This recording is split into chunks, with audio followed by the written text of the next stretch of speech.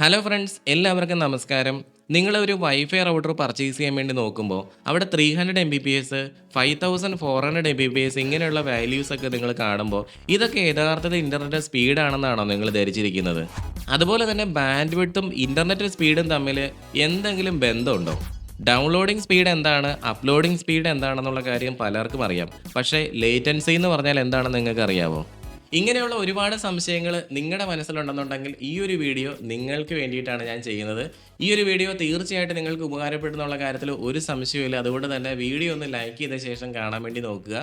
എന്തായാലും എൻ്റെ ഈ ഒരു ചാനൽ നിങ്ങളിപ്പോൾ ആദ്യമായിട്ടാണ് കാണുന്നുണ്ടെങ്കിൽ ഒന്ന് സബ്സ്ക്രൈബ് ചെയ്ത് വെക്കുക. കാരണം നിങ്ങളുടെ ഇൻട്രസ്റ്റിന് ഉതകുന്ന രീതിയിലുള്ള വീഡിയോസാണ് നമ്മുടെ ഈ ഒരു ചാനലിലൂടെ ഞാൻ ചെയ്തുകൊണ്ടിരിക്കുന്നത്.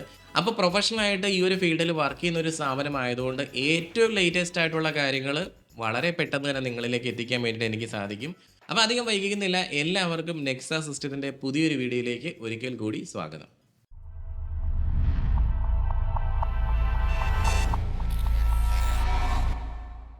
ഹലോ ഫ്രണ്ട്സ്, എല്ലാവർക്കും നമസ്കാരം.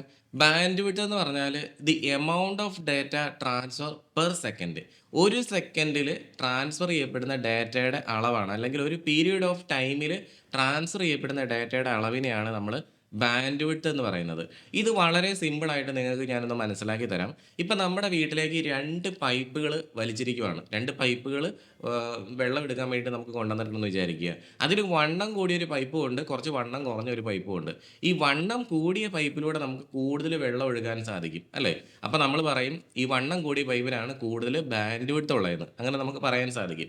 വണ്ണം കുറഞ്ഞ പൈപ്പിലൂടെ കുറച്ച് വെള്ളം മാത്രമേ നമുക്ക് ഒഴുകാൻ സാധിക്കുകയുള്ളൂ. അതുകൊണ്ട് അതിന് ബാൻഡ് വിഡ്ത്ത് കുറവാണെന്ന് നമുക്ക് വേണമെങ്കിൽ പറയാം, അല്ലേ? അപ്പോൾ ഇതാണ് ഇതിൻ്റെ ഒരു റിലേഷൻഷിപ്പ് എന്ന് പറയുന്നത് കേട്ടോ. ബാൻഡ് വിഡ്ത്തുമായിട്ട് നമ്മളൊരു പൈപ്പിനെ കമ്പാരിസൺ ചെയ്യുന്ന സമയത്ത് നമുക്ക് ഈ രീതിയിൽ പറയാൻ സാധിക്കുന്നതാണ്. ഇനി നമ്മുടെ ഇൻ്റർനെറ്റിൻ്റെ വേഗതയുമായിട്ട് ഇതിനെ നമുക്ക് എങ്ങനെ ഈ ഒരു പൈപ്പിനെ റിലേറ്റ് ചെയ്ത് പറയാമെന്ന് വെച്ച് കഴിഞ്ഞാൽ, ഈ പൈപ്പിൻ്റെ ഉള്ളിലൂടെ ഒഴുകുന്ന വെള്ളത്തിൻ്റെ വേഗത, അതിൻ്റെ ഒരു ഫോഴ്സ്, അതാണ് നമ്മൾ പറയുന്നത്. അപ്പോൾ ഈ ഇൻ്റർനെറ്റിൻ്റെ വേഗത പക്ഷേ ഈ ഒരു പൈപ്പിൻ്റെ ആ ഒരു വലിപ്പമൊക്കെ ആയിട്ട് ബന്ധപ്പെട്ടിരിക്കുന്നുണ്ട്. ഈ ഒരു വീഡിയോ നിങ്ങൾ മുഴുവനായിട്ട് കാണുവാണെന്നുണ്ടെങ്കിൽ ഞാൻ ആ പറയാൻ വേണ്ടി പോകുന്ന കാര്യം കുറച്ചും കൂടെ വ്യക്തതയോടെ നിങ്ങൾക്ക് മനസ്സിലാവും. ഇനി എന്തായാലും ഈ ബാൻഡ് വിഡ്ത്ത് നമ്മൾ അളക്കുന്ന ഒരു അളവുണ്ട്. അത് MBPS, mega bit per second, അല്ലെങ്കിൽ GBPS, giga bit per second എന്നുള്ളതായിരിക്കും കേട്ടോ. നമ്മുടെ വീട്ടിലേക്ക് കണക്ട് ചെയ്തേക്കണ ഇൻ്റർനെറ്റിൻ്റെ സ്പീഡ് ടെസ്റ്റ് ചെയ്യാൻ വേണ്ടിയിട്ടൊരു 3 മാർഗ്ഗങ്ങൾ ഞാൻ നിങ്ങൾക്ക് പറഞ്ഞുതരാം. ഒന്ന് fast.com എന്നുള്ളൊരു സൈറ്റാണ്. ഈ ഒരു സൈറ്റ് നെറ്റ്ഫ്ലിക്സിൻ്റെ സൈറ്റാണ്. ഇത് വളരെ സിമ്പിളായിട്ട് എനിക്ക് തോന്നിയേക്കുന്ന ഒരു സൈറ്റാണ് കേട്ടോ. പിന്നെ മറ്റൊന്നാണ് നമ്മളെല്ലാവരും പൊതുവെ ഉപയോഗിക്കാറുള്ളത് സ്പീഡ് ടെസ്റ്റ് .net എന്നുള്ളൊരു സൈറ്റ്. ഈ ഒരു സൈറ്റിൽ നമുക്ക് സ്പീഡ് ടെസ്റ്റ് ചെയ്ത് നോക്കാവുന്നതാണ്. പിന്നെ നിങ്ങൾക്ക് വെറുതെ ഗൂഗിളിൽ ഇൻ്റർനെറ്റ് സ്പീഡ് ടെസ്റ്റ് എന്ന് സെർച്ച് ചെയ്ത് കഴിഞ്ഞാലും നിങ്ങളുടെ ഇൻ്റർനെറ്റിൻ്റെ സ്പീഡ് നിങ്ങൾക്ക് ടെസ്റ്റ് ചെയ്യാൻ സാധിക്കുന്നതാണ് കേട്ടോ. ഇൻ്റർനെറ്റിൻ്റെ സ്പീഡ് പലരും ടെസ്റ്റ് ചെയ്യാറുണ്ട്. കറക്റ്റായിട്ട് ഇൻ്റർനെറ്റിൻ്റെ സ്പീഡ് ടെസ്റ്റ് ചെയ്യുന്ന ഒരു മാർഗ്ഗം കൂടെ ഞാൻ നിങ്ങൾക്ക് പറഞ്ഞുതരാം. ഒന്നാമതായിട്ട് നമ്മൾ മനസ്സിലാക്കേണ്ട ഒരു കാര്യം എന്ന് പറഞ്ഞാൽ, നമ്മളിപ്പോൾ ഒരു 100 MBPSൻ്റെ ഒരു സ്വിച്ച് പർച്ചേസ് ചെയ്തിട്ടുണ്ടെന്ന് വിചാരിക്കുക. ഈ 100 MBPSൻ്റെ സ്വിച്ചിലേക്ക് നമ്മൾ 2 കമ്പ്യൂട്ടറുകൾ വയേർഡായിട്ട് കണക്ട് ചെയ്തിട്ടുണ്ട്.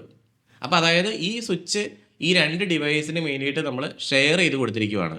അപ്പോൾ ടോട്ടൽ ബാൻഡ് വിഡ്ത്ത് നമുക്കുള്ളത് 100 MBPS ആണെന്ന് പറയാം. ഈ 100 MBPS ഈ 2 കമ്പ്യൂട്ടറിലേക്കും ഷെയർ ചെയ്ത് കൊടുത്തേക്കുന്നതുകൊണ്ട് ഈ 2 കമ്പ്യൂട്ടറിന് കിട്ടുന്ന വേഗത എന്ന് പറഞ്ഞാൽ എത്രയാണെന്ന് അറിയോ? വെറും 50 MBPS മാത്രമായിരിക്കും. അതായത് ഒരു ഷെയർഡ് നെറ്റ്വർക്കിൽ എപ്പോഴും പെർഫോമൻസ്, അതിൻ്റെ ബാൻഡ് വിഡ്ത്ത് തീർച്ചയായിട്ടും ഷെയർഡ് ആയിട്ട് തന്നെ പോകും. അപ്പോൾ അതുകൊണ്ട് തന്നെ നമ്മൾ ഇൻ്റർനെറ്റിൻ്റെ സ്പീഡ് ടെസ്റ്റ് ചെയ്യണ സമയത്ത് നിങ്ങൾ മൾട്ടിപ്പിൾ കമ്പ്യൂട്ടറുകൾ യൂസ് ചെയ്യുന്നുണ്ടെങ്കിൽ അതിൻ്റെ ഇടയിൽ ഇരുന്നുകൊണ്ട് നിങ്ങൾ ഒരിക്കലും ഇൻ്റർനെറ്റിൻ്റെ സ്പീഡ് ടെസ്റ്റ് ചെയ്ത് നോക്കരുത്. ബാക്കിയുള്ള കമ്പ്യൂട്ടറൊക്കെ ഡിസ്കണക്ട് ചെയ്ത ശേഷം, അല്ലെങ്കിൽ അതെല്ലാം ഓഫ് ചെയ്ത് വെച്ച ശേഷം മാത്രമാണ് നിങ്ങൾ ഇൻ്റർനെറ്റിൻ്റെ സ്പീഡ് ടെസ്റ്റ് ചെയ്യാൻ നോക്കാവുള്ളൂ. എന്നെങ്കിലേ നിങ്ങൾക്ക് കറക്റ്റായിട്ടുള്ള റിസൾട്ട് കിട്ടുള്ളൂ കേട്ടോ. പിന്നെ അതേപോലെ തന്നെ നമ്മൾ മനസ്സിലാക്കേണ്ട ഒരു കാര്യം എന്ന് പറഞ്ഞാൽ വയേർഡ് കണക്ടിവിറ്റി, അതായത് വയർ വലിച്ചിട്ട് CAT6 നെറ്റ്വർക്ക് കേബിൾ വലിച്ചുകൊണ്ട് നമ്മൾ ലാപ്ടോപ്പോ കമ്പ്യൂട്ടറോ കണക്ട് ചെയ്തിട്ടുണ്ടെങ്കിൽ അവിടെയാണ് ഏറ്റവും നല്ല പെർഫോമൻസ്. നമ്മൾ എത്ര നല്ല വില കൂടിയ വളരെ നല്ല ലാപ്ടോപ്പുകളൊക്കെ പർച്ചേസ് ചെയ്താലും നമ്മൾ ആ റൗട്ടറിൽ നിന്ന്, വൈഫൈ റൗട്ടറിൽ നിന്ന് അകന്നു പോകുന്തോറും നമ്മുടെ ഇൻ്റർനെറ്റിൻ്റെ വേഗത, നമ്മൾ യൂസ് ചെയ്യുന്ന ആ ഒരു ബാൻഡ് വിഡ്ത്ത് തീർച്ചയായിട്ടും ഡീഗ്രേഡ് ചെയ്യപ്പെടും. അതുകൊണ്ട് നമ്മൾ എപ്പോഴും യഥാർത്ഥത്തിലുള്ള ഇൻ്റർനെറ്റിൻ്റെ സ്പീഡ് ടെസ്റ്റ് ചെയ്യണമെന്നുണ്ടെങ്കിൽ ഒരു കേബിൾ, ഒരു Cat6 നെറ്റ്വർക്ക് കേബിൾ എടുത്തിട്ട് നമ്മുടെ ലാപ്ടോപ്പിൽ നിന്നോ കമ്പ്യൂട്ടറിൽ നിന്നോ നേരിട്ട് റൗട്ടറിലേക്ക് അല്ലെങ്കിൽ സ്വിച്ചിലേക്ക് കണക്ട് ചെയ്തിട്ട് വേണം നമ്മൾ ഇന്റർനെറ്റ് സ്പീഡ് ടെസ്റ്റ് ചെയ്ത് നോക്കാൻ വേണ്ടിയിട്ട്. ഈ ഒരു സമയത്ത് നമ്മുടെ ലാപ്ടോപ്പിലോ കമ്പ്യൂട്ടറിലോ മൊബൈലിലോ നമ്മൾ മറ്റ് ബാക്ക്ഗ്രൗണ്ട് ആപ്ലിക്കേഷൻസ് ഒന്നും തന്നെ റൺ ചെയ്തുകൊണ്ടിരിക്കുന്നില്ല എന്ന് ഉറപ്പാക്കുകയും ചെയ്യുക. എങ്കിൽ മാത്രമാണ് യഥാർത്ഥത്തിൽ നിങ്ങൾക്ക് കറക്റ്റ് ആയിട്ടുള്ളൊരു ഇന്റർനെറ്റ് സ്പീഡ് ടെസ്റ്റ് ചെയ്ത് നോക്കാൻ സാധിക്കുകയുള്ളൂ. ഇനി നമ്മൾ ഇന്റർനെറ്റിന്റെ സ്പീഡ് ടെസ്റ്റ് ചെയ്യുന്ന സമയത്ത് ഇതേപോലെ downloading speed, uploading speed, latency എന്ന് പറഞ്ഞ് 3 ഓപ്ഷൻസ് കാണിക്കും. ഇപ്പൊ ഈ 2 കാര്യങ്ങൾ നിങ്ങൾക്ക് അറിയാം. പക്ഷേ എന്താണ് ഈ ലേറ്റൻസി എന്നുള്ള കാര്യം പലർക്കും അറിയില്ല. ഇപ്പൊ ലേറ്റൻസി എന്ന് പറഞ്ഞാൽ വളരെ പ്രധാനപ്പെട്ട ഒരു സംഗതി തന്നെയാണ്. ഇതിന്റെ വാല്യൂ എപ്പോഴും 0യ്ക്കും 50നും ഇടയിൽ തന്നെ ആയിരിക്കണം. അതിൽ കൂടുതലാണ് ഇതിന്റെ വാല്യൂ പോകുന്നതെന്നുണ്ടെങ്കിൽ ലേറ്റൻസി എന്ന് പറഞ്ഞാൽ ആക്ച്വലി ഒരു ഡിലേ എന്നർത്ഥം. നമ്മുടെ ലാപ്ടോപ്പ് അല്ലെങ്കിൽ കമ്പ്യൂട്ടറിൽ നിന്ന് ഈ സ്പീഡ് ടെസ്റ്റ് ചെയ്യണ സമയത്ത് നമ്മുടെ സിസ്റ്റം അവരുടെ സെർവറിലേക്ക്, നമ്മുടെ സർവീസ് പ്രൊവൈഡറിന്റെ സെർവറിലേക്ക് ഒരു പിങ് കൊടുക്കുന്നുണ്ട്. അതായത് ഒരു കണക്ടിവിറ്റി ടെസ്റ്റ് ചെയ്യുന്നുണ്ട്. ഇവിടുന്ന് പാക്കറ്റ്സ് ഇന്റർനെറ്റിലേക്ക് പോയി അവരുടെ സെർവറിൽ പോയി തിരിച്ചു വരുന്ന ആ ഒരു ടൈം, അതാണ് ഈ ലേറ്റൻസി എന്ന് പറയുന്നത്. അപ്പോൾ അത് 50ൽ കൂടുതലാണെന്നുണ്ടെങ്കിൽ തീർച്ചയായിട്ടും അത് നല്ലധികം പ്രശ്നങ്ങളുണ്ടാക്കും. കാരണം നമുക്ക് ഗെയിമിംഗ് കളിക്കാൻ വേണ്ടിയിട്ടോ അല്ലെങ്കിൽ നമ്മുടെ ഓഫീസിൽ അല്ലെങ്കിൽ വീട്ടിലാണ് നമ്മൾ ഈ ഒരു സിസ്റ്റം വെച്ചേക്കണമെന്നുണ്ടെങ്കിൽ നമുക്ക് അവിടെ ഇൻ്റർനെറ്റിൻ്റെ ഈ ഒരു ലേറ്റൻസി ഭയങ്കര കൂടുതലാണെന്നുണ്ടെങ്കിൽ നമ്മളിപ്പോൾ ക്യാമറയാണ് വെച്ചേക്കണമെന്ന് വിചാരിക്കുക. ആ ക്യാമറയിൽ എപ്പോഴും ഓഫ്ലൈൻ ഇഷ്യൂസ് ആയിരിക്കും. അപ്പോൾ അത് മാത്രമല്ല, നമ്മളിപ്പോൾ നല്ല ഹൈ സ്പീഡ് ഷൂട്ടിംഗ് ഗെയിംസോ അങ്ങനെ എന്തെങ്കിലും നല്ല ഫാസ്റ്റായിട്ട് കളിക്കേണ്ട എന്തെങ്കിലും ഗെയിംസൊക്കെ കളിച്ചുകൊണ്ടിരിക്കുകയാണെങ്കിൽ ഈ ലേറ്റൻസി ഭയങ്കരമായിട്ട് എഫക്റ്റ് ചെയ്യും. ലേറ്റൻസി വളരെ കൂടിയ രീതിയിൽ നിൽക്കുകയാണെന്നുണ്ടെങ്കിൽ തീർച്ചയായിട്ടും ഒരു കാര്യം നിങ്ങൾ നോക്കുക. നിങ്ങൾ യൂസ് ചെയ്യുന്ന മോഡം അല്ലെങ്കിൽ റൗട്ടർ അല്ലെങ്കിൽ നിങ്ങളുടെ ലാപ്ടോപ്പ്, കമ്പ്യൂട്ടർ, മൊബൈൽ ഇത് വളരെ പഴയ സിസ്റ്റം ആണോ, ഇപ്പോൾ പുതിയതായിട്ട് നമ്മൾ പർച്ചേസ് ചെയ്തേക്കണതാണോ, അതോ വളരെ പഴയ ഏതെങ്കിലും സിസ്റ്റം ആണോ നോക്കുക. ഇനി നിങ്ങൾ നെറ്റ്വർക്ക് കേബിൾ വഴിയാണ് ഇത് കണക്ട് ചെയ്തേക്കണമെന്നുണ്ടെങ്കിൽ ആ നെറ്റ്വർക്ക് കേബിളിന് എന്തെങ്കിലും പ്രശ്നങ്ങളോ കാര്യങ്ങളോ ഉണ്ടോ, അതിൻ്റെ ജാക്കൊക്കെ പ്രോപ്പർ ആണോ, അങ്ങനെയുള്ള കാര്യങ്ങളൊക്കെ നോക്കുക. ഇനി അതൊന്നുമല്ല, നമ്മുടെ നെറ്റ്വർക്കിൽ യാതൊരു പ്രശ്നങ്ങളും ഇല്ലാന്നുണ്ടെങ്കിൽ തീർച്ചയായിട്ടും നമ്മുടെ ഈ സെർവർ സൈഡായിരിക്കും ചെക്ക് ചെയ്യേണ്ടത്. അത് നമുക്ക് ചെക്ക് ചെയ്യാൻ സാധിക്കുകയില്ല. ഇപ്പോൾ എയർടെലാണ് നമ്മുടെ ഇൻ്റർനെറ്റ് തന്നേക്കണമെങ്കിൽ അവരോട് നമ്മൾ പറയണം, നമുക്ക് ലേറ്റൻസി ഭയങ്കര കൂടുതലാണ്, അപ്പോൾ തീർച്ചയായിട്ടും നിങ്ങളത് ടെസ്റ്റ് ചെയ്യണമെന്ന്. അതുപോലെ ജിയോ ആണെങ്കിൽ അവരോട്. അപ്പോൾ നമ്മുടെ സർവീസ് പ്രൊവൈഡറിൻ്റെ സൈഡിലിരിക്കുന്ന റൗട്ടർ അല്ലെങ്കിൽ അതിൻ്റെ സ്വിച്ചസുകളൊക്കെ നമുക്ക് ഇതേപോലുള്ള ഇഷ്യൂസ് ഉണ്ടാക്കും. അപ്പോൾ തീർച്ചയായിട്ടും ഒരു 50ക്ക് താഴെ ആയിരിക്കണം. ഇപ്പോൾ ഞാൻ ടെസ്റ്റ് ചെയ്ത് നോക്കിയപ്പോൾ എൻ്റെ നെറ്റ്വർക്കിൽ അത് വെറും 20ൽ താഴെയാണ് ഇവിടെ എയർടെല്ലിൽ കാണിക്കുന്നത്. നല്ല പെർഫോമൻസ് ആണ് അത് തരുന്നത് കേട്ടോ. അതായത് നിങ്ങൾക്കൊരു കാര്യം മനസ്സിലായി കാണും. നമ്മുടെ ഇൻ്റർനെറ്റിൻ്റെ സ്പീഡ് ഡയറക്റ്റായിട്ട് റിലേറ്റ് ചെയ്യുന്നത് നമ്മുടെ നെറ്റ്വർക്കിലുള്ള ബാൻഡ്വിഡ്ത്തുമായിട്ടാണ്. ഞാൻ ആദ്യം നിങ്ങളോട് പറഞ്ഞല്ലോ, ഇപ്പോൾ നമ്മളൊരു 100 Mbpsൻ്റെ സ്വിച്ച് മേടിക്കുകയാണെങ്കിൽ 2 ഡിവൈസുകൾ നമ്മൾ ഒരേ സമയം അതിലേക്ക് കണക്ട് ചെയ്ത് യൂസ് ചെയ്തുകൊണ്ടിരിക്കുകയാണെങ്കിൽ തീർച്ചയായിട്ടും അതിൻ്റെ ടോട്ടൽ ബാൻഡ്വിഡ്ത്ത് എന്ന് പറയുന്നത്, ഞാൻ ആദ്യം പറഞ്ഞ ആ ഒരു പൈപ്പിലൂടെ, വലിയ പൈപ്പിലൂടെ വെള്ളം പോകുന്ന കാര്യം നിങ്ങളൊന്ന് ആലോചിക്കുക. നമ്മൾ ആ വലിയ പൈപ്പിലേക്ക് 2 ചെറിയ പൈപ്പുകൾ കണക്ട് ചെയ്ത് കൊടുത്തിട്ടുണ്ടെന്നുണ്ടെങ്കിൽ ആ വെള്ളത്തിൻ്റെ പ്രഷർ ഒന്ന് കുറഞ്ഞു പോകണം നിങ്ങൾക്ക് കാണാൻ പറ്റും അല്ലേ. അപ്പോൾ അതേപോലെ തന്നെ ഈ നെറ്റ്വർക്ക് സ്വിച്ച് നമ്മൾ എടുക്കുമ്പോഴത്തേക്കും നമ്മൾക്ക് കൂടുതൽ കമ്പ്യൂട്ടർ, ലാപ്ടോപ്പൊക്കെ നമ്മൾ കണക്ട് ചെയ്യാൻ വേണ്ടിയിട്ടാണ് പ്ലാൻ ചെയ്യണമെന്നുണ്ടെങ്കിൽ തീർച്ചയായിട്ടും നമ്മൾ എന്ത് ചെയ്യണം, അതിനനുസരിച്ച് പെർഫോമൻസ് ഉള്ള നെറ്റ്വർക്ക് സ്വിച്ചുകൾ പർച്ചേസ് ചെയ്യണം. ഇനി ഞാൻ നിങ്ങൾക്ക് 100 Mbpsൻ്റെ സ്വിച്ചാണ് എടുക്കേണ്ടത്, 1 Gbpsൻ്റെ സ്വിച്ചാണ് എടുക്കണമെന്നുള്ള കാര്യം കൂടെ പറഞ്ഞു തരാം. അപ്പോൾ നമ്മളിപ്പോൾ ആകെ 2 പേര് മാത്രമാണ് ഇൻ്റർനെറ്റ് എടുക്കാൻ വേണ്ടി പോകുന്നുള്ളൂ നമ്മുടെ വീട്ടിൽ. അപ്പോൾ നമ്മൾ കണക്ട് ചെയ്തിരിക്കുന്ന ഇൻ്റർനെറ്റ് സ്പീഡ് എന്ന് പറയുന്നത് 100 Mbps ആണ്. അപ്പോൾ നിങ്ങൾ ഈ 2 ലാപ്ടോപ്പിലിരിക്കുന്ന ആൾക്കാരും ഒരേ സമയം ഇൻ്റർനെറ്റുമായിട്ട് കണക്ട് ചെയ്യണ സമയത്ത് ഞാൻ ആദ്യം പറഞ്ഞിരുന്നു 2 പേർക്കുമായിട്ട് 50-50 വെച്ച് ഇൻ്റർനെറ്റ് ഡിവൈഡ് ചെയ്ത് പോകും. ഇൻ്റർനെറ്റ് എന്ന് മാത്രമല്ല നമ്മുടെ ടോട്ടൽ ബാൻഡ്വിഡ്ത്തും ഡിവൈഡ് ചെയ്ത് പോകും. അപ്പോൾ നിങ്ങൾക്ക് ഈ ഒരു സിറ്റുവേഷനിൽ ഈ 50 Mbps മാത്രം മതി. ഇനി ഫ്യൂച്ചറിലേക്ക് നമ്മൾ ഇൻ്റർനെറ്റിൻ്റെ വേഗത ഒരിക്കലും കൂട്ടാൻ വേണ്ടി പോകുന്നില്ല. 100 വരെയാണ് നമ്മൾ ഉദ്ദേശിക്കുന്നുള്ളൂ. അതിന് മുകളിലോട്ട് പോകാൻ താല്പര്യം കാണിക്കുന്നില്ലാത്തവരാണെന്നുണ്ടെങ്കിൽ നിങ്ങൾ എന്ത് ചെയ്താൽ മതി, 100 Mbpsൻ്റെ സ്വിച്ച് എടുത്താൽ മതി. പക്ഷേ ഇനി നിങ്ങൾ 1 Gbpsൻ്റെ ഇൻ്റർനെറ്റിലേക്ക് ചിലപ്പോൾ മാറാൻ സാധ്യതയുണ്ട്, അല്ലെങ്കിൽ ഇനി 300 Mbpsലേക്കൊക്കെ മാറാൻ സാധ്യതയുണ്ടെങ്കിൽ നിങ്ങളുടെ ലാൻ നെറ്റ്വർക്കിനകത്ത് എന്ത് ചെയ്യേണ്ടി വരും, നിങ്ങൾ മാറ്റം വരുത്തേണ്ടി വരും.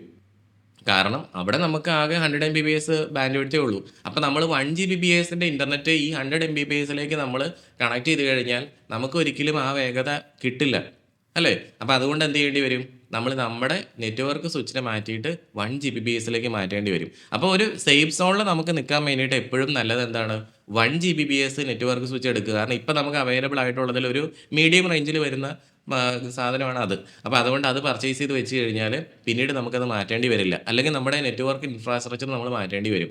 ഇനിയിപ്പോൾ ചില ആളുകൾ ചെയ്യുന്ന ഒരു കാര്യം എന്ന് പറഞ്ഞാൽ അവരുടെ റൗട്ടർ ഒരു പഴയതായിരിക്കും, അതിലാകെ 100 Mbps ബാൻഡ്വിഡ്ത്തെ സപ്പോർട്ട് ചെയ്യുള്ളൂ. പക്ഷേ അവർ ഡെവലപ്പ് ചെയ്ത് വെച്ചിരിക്കുന്ന മറ്റ് ഇൻഫ്രാസ്ട്രക്ചർ 1000 MBPS അതായത് 1 GBPSന്റെ ആണെന്നുണ്ടെങ്കിൽ മറ്റ് സ്വിച്ചുകളെല്ലാം 1 GBPS ആണ്. പക്ഷേ ആ ഒരെണ്ണം അതിലൂടെയാണ് ഇന്റർനെറ്റ് മെയിനായിട്ട് കടന്നു വരുന്നത്. അതിരിക്കുന്നത് 100ലാണെന്നുണ്ടെങ്കിൽ അവർ കണക്ട് ചെയ്തിരിക്കുന്ന പ്ലാൻ 1 GBPSന്റെ ആണെന്നുണ്ടെങ്കിൽ അവർക്ക് സ്പീഡ് കിട്ടുമോ? ഒരിക്കലും കിട്ടാൻ വേണ്ടി പോകുന്നില്ല. അപ്പം നമുക്ക് സ്പീഡ് കിട്ടണമെന്നുണ്ടെങ്കിൽ നമ്മൾ എന്ത് ചെയ്യണം? നമ്മുടെ ലാൻ നെറ്റ്വർക്കിലിരിക്കുന്ന ലാൻ എന്ന് ഞാൻ എപ്പോഴും ഇടയ്ക്കിടയ്ക്ക് പറയുന്നുണ്ട്. LAN means local area network എന്നാണ്. നമ്മുടെ വീടിൻ്റെ ഉള്ളിലുള്ള നെറ്റ്വർക്ക്. ആ നെറ്റ്വർക്കിലിരിക്കുന്ന ഡിവൈസുകളെല്ലാം തന്നെ അപ് ടു ഡേറ്റ് ആയിരിക്കണം. അത് ഏറ്റവും ലേറ്റസ്റ്റ് മോഡലിൽ ഈ 1 GBPSലിരിക്കുന്നതാണെങ്കിൽ മാത്രമാണ് നമ്മൾ പുറത്തുനിന്ന് കണക്ട് ചെയ്യുന്ന ആ ഇൻ്റർനെറ്റിൻ്റെ വേഗതയ്ക്ക് അനുസരിച്ച് നമ്മുടെ ഫുൾ സിസ്റ്റവും വർക്ക് ചെയ്യുള്ളൂ. എന്തായാലും ബേസിക് ആയിട്ട് ഇതിനെപ്പറ്റി കുറച്ച് കാര്യങ്ങളൊക്കെ നിങ്ങൾക്ക് മനസ്സിലായെന്നാണ് ഞാൻ വിചാരിക്കുന്നത്. ഇനി എന്തെങ്കിലും കൂടുതലായിട്ട് നിങ്ങൾക്ക് അറിയാൻ ആഗ്രഹം ഉണ്ടെന്നുണ്ടെങ്കിൽ തീർച്ചയായിട്ടും നിങ്ങൾ ഈ ഒരു കമൻറ്റ് ബോക്സിൽ ഈ ഒരു വീഡിയോയുടെ താഴെയുള്ള കമൻറ്റ് ബോക്സിൽ എഴുതി വയ്ക്കുക. പിന്നെ നിങ്ങൾക്ക് IP ക്യാമറകളെ പറ്റിയും നെറ്റ്വർക്കിങ്ങിനെ പറ്റിയൊക്കെ കൂടുതലായിട്ട് പഠിക്കണം, അറിയണം എന്നൊക്കെ ആഗ്രഹമുള്ള ആളുകളാണ്. നിങ്ങളിപ്പോൾ പഠിച്ചുകൊണ്ടിരിക്കുന്ന ആളുകളൊക്കെ ആണെന്നുണ്ടെങ്കിൽ, അല്ലെങ്കിൽ അങ്ങനെ ഒരു ടെക്നിക്കൽ എന്തൂസിയാസ്റ്റിക് ആണ് നിങ്ങളെന്നുണ്ടെങ്കിൽ എൻ്റെ പെയ്ഡ് വീഡിയോസ് നിങ്ങൾക്ക് കാണാവുന്നതാണ്. ഞാനിപ്പോൾ ഒരു 155ഓളം വീഡിയോസ് ഓൺലൈനായിട്ട് നമ്മുടെ ഈ യൂട്യൂബിൽ തന്നെ ഞാൻ ഇട്ടിട്ടുണ്ട്. അത് പ്രൈവറ്റ് വീഡിയോസാണ്. അവിടെ പേയ്മെൻറ്റ് കൊടുത്താലാണ് നിങ്ങൾക്ക് ആ വീഡിയോ കാണാൻ സാധിക്കുകയുള്ളൂ. 159 രൂപയാണ് അതിൻ്റെ പേയ്മെൻറ്റ് ഒരു മാസത്തേക്ക് വരുന്നത്. താല്പര്യമുള്ളവർക്ക് അത് ചെയ്യാവുന്നതാണ്. അപ്പോൾ ഞാൻ അതിനകത്ത് IP ക്യാമറകളുടെ ഇൻസ്റ്റലേഷൻസ് അതുപോലെ നെറ്റ്വർക്കിംഗ് ഇതൊക്കെ സ്റ്റെപ്പ് ബൈ സ്റ്റെപ്പ് എങ്ങനെയാണ് ചെയ്യണം എന്നുള്ള കാര്യങ്ങളൊക്കെയാണ് അവിടെ ഞാൻ ഇട്ടിരിക്കുന്ന വീഡിയോസ്. നിങ്ങൾ ജോയിൻ ചെയ്ത് കഴിഞ്ഞാൽ നിങ്ങൾക്ക് ഒരു മാസം കഴിഞ്ഞിട്ട് ഇനിയിപ്പം താല്പര്യമില്ല പോകണമെന്നുണ്ടെന്നുണ്ടെങ്കിൽ എനി ടൈം നിങ്ങൾക്ക് എക്സിറ്റ് ചെയ്ത് പോകാവുന്നതാണ്. അത് ജോയിൻ ചെയ്യാൻ വേണ്ടിയിട്ട് ഒരു ബുദ്ധിമുട്ടുമില്ല. നമ്മുടെ ഇപ്പോൾ സബ്സ്ക്രൈബ് എന്നുള്ളൊരു ബട്ടൺ കാണിക്കുന്നില്ലേ? അവിടെ നിങ്ങൾ ഈ ചാനൽ സബ്സ്ക്രൈബ് ചെയ്ത ശേഷം നിങ്ങൾക്ക് കാണിക്കുന്ന ഒരു ഓപ്ഷൻ എന്ന് പറഞ്ഞാൽ ആ ഒരു സ്ഥലത്ത് കാണിക്കുന്നത് ജോയിൻ എന്നായിരിക്കും. അവിടെ ജോയിൻ എന്നുള്ള ബട്ടണിൽ നിങ്ങൾ ക്ലിക്ക് ചെയ്ത് കഴിഞ്ഞാൽ നിങ്ങളുടെ ഡെബിറ്റ് കാർഡ്, ക്രെഡിറ്റ് കാർഡ് അല്ലെങ്കിൽ ഏതെങ്കിലും ഗൂഗിൾ പേയോ അങ്ങനെ വഴിയൊക്കെ നിങ്ങൾക്ക് പേയ്മെൻറ്റ് ട്രാൻസ്ഫർ ചെയ്യാം. നിങ്ങൾ ഐഫോണിൽ നിന്നാണ് ജോയിൻ ചെയ്യാൻ വേണ്ടി നോക്കണമെന്നുണ്ടെങ്കിൽ ഐഫോൺ ഈ പറയുന്ന ഗൂഗിളിൻ്റെ ഈ ഒരു ആപ്പ് വെച്ചിട്ട് യൂട്യൂബിൻ്റെ നിങ്ങൾ യൂസ് ചെയ്യുന്ന ആപ്ലിക്കേഷൻസിൽ അത് സപ്പോർട്ട് ചെയ്യുന്നില്ല. അതുകൊണ്ട് ഐഫോൺ യൂസ് ചെയ്യുന്നവർ എന്തായാലും ലാപ്ടോപ്പോ കമ്പ്യൂട്ടറോ വെച്ചിട്ട് എന്തെങ്കിലും ജോയിൻ ചെയ്യേണ്ടി വരും. നിങ്ങൾ ഏത് മെയിൽ ഐ ഡിയിൽ നിന്നാണോ പേയ്മെൻറ്റ് കൊടുക്കുന്നത് ആ മെയിൽ ഐ ഡിയിൽ നിന്ന് മാത്രമായിരിക്കും നിങ്ങൾക്ക് വീഡിയോ കാണാൻ സാധിക്കുന്നത് കേട്ടോ.